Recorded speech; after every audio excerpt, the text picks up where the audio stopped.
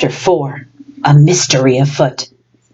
A spacesuit, Amal said. Why would there be a spacesuit at the American History Museum instead of here? It's part of a special exhibit, Rainey explained.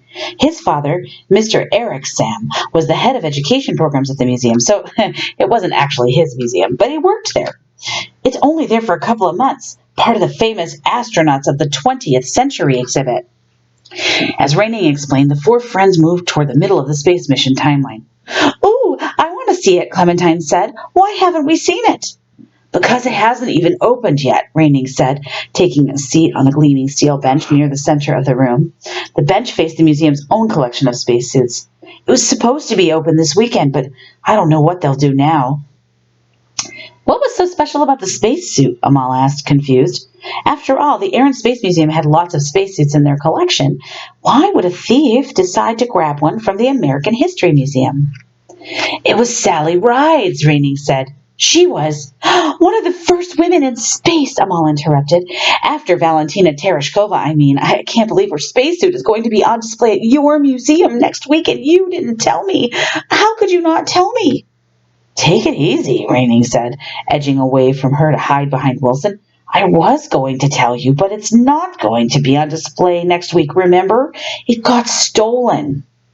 Amal took a deep breath and straightened herself. "Okay," she said. "We'll have to get it back." Clementine wrapped an arm around her friend's shoulder. "I know you're upset, but don't you think a theft like this is sort of out of our league?" "Yeah," Wilson agreed. "We should let the police handle this. It's a big deal. It'll be all over national news, I bet." "But isn't it weird?" Amal said, staring at the Air and Space Museum's collection of suits. "I mean, look around. Buzz Aldrin, Neil Armstrong, Alan Bean, Frank Borman, Charles Duke. It goes on and on. We have almost 20 spacesuits here. Why take that one?"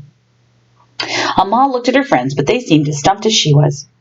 "Maybe it was easier to get at," Rainey suggested. "It wasn't on the floor and on display yet." "Maybe," Wilson said, "but Amal is right. It is strange." "Then it's settled," Amal said, grinning. "We go to Raineys Museum pronto and investigate." "But what about your weird sounds?" Clementine asked.